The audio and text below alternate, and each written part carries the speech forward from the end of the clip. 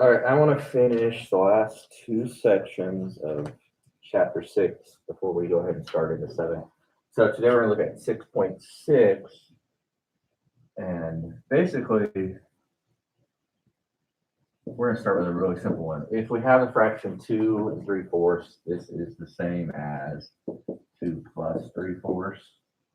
Okay, so if we rewrote it as a common denominator, we want to make this into, right now it's 2 over 1, but we want to make it fourths. So what would we need to do to that one to make it fourths? Times by 4, so that would give us 8 fourths. And we would get 11 fourths. We could have more easily done it by making it the improper way. But the reason we're showing you that way is for when we have a fraction, which is a problem where we're going to involve variables. So it's simpler if we open both fractions. So we put this over 1. Now we have 1 and c. What would our common denominator be? C. So this one stays the same. So this one we had to multiply by c. What's c times c? C squared. So now they have a common denominator. We can go ahead and put them together. C squared plus 5 over c. Now remember, if you've got a two-term binomial, let's go ahead and put it in parentheses. That way you're not trying to simplify your c's. This would be our answer right here. We're just making it, and we're combining the expression basically. So a lot of these today, they're not necessarily going to be the prettiest of answers. They're just going to be a little bit simpler.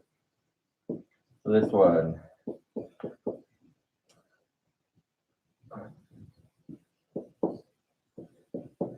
we have 5 minus x minus 3 over x plus 2. I want to put both of these in parentheses. Okay. 5, how can we make 5 a fraction? Over 1. All right. So we have two fractions, 5 over 1, x minus 3 over x minus 2. What would our common denominator be? X minus 2. Okay, so they're both going to be x minus x plus 2, excuse me. So this one needs x plus 2.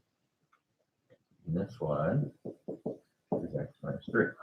So we distribute, we get 5x plus 10.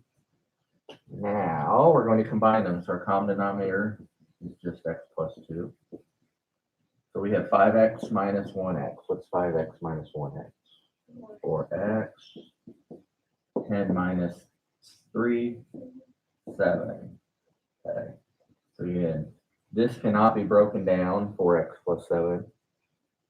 So we stop right there. Let's say I'm going to change it one step. I need to move my razor.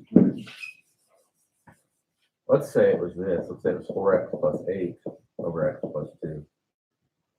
Is there anything that was common in those two? 4. So if we took out a 4, we could have had 4 over x times x plus 2 over x plus 2. Those would have canceled and just left us with 4. So once we get to that point we've combined, we do need to look and see, okay, does anything simplify?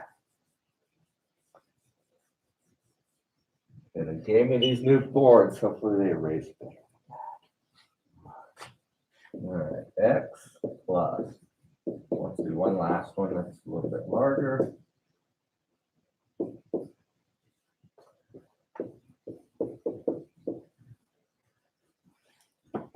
All right, so we get, I'm sure that's correct.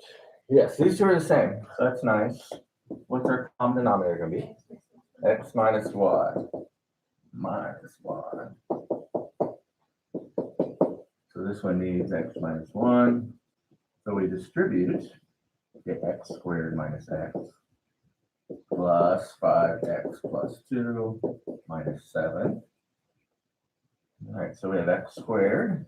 Now we have 5x minus x plus 4x. 7 minus 2 minus 5 over x minus 1. Now we kind of got to go back to remember what we were working on before break. Is it possible to simplify this stuff by factoring? So factors of 5, that subtract to be 4. Actually just said 5 minus 1 would be positive 4.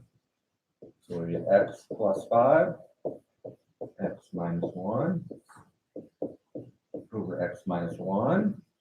X minus 1 and x minus 1 will cancel, so we're left with x plus 5. And I put that way too far over. So let me rewrite that, sorry.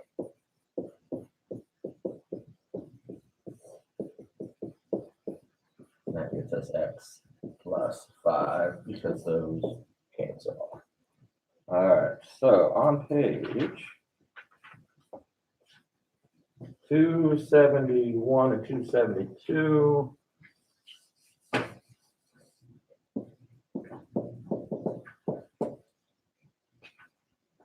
Let's do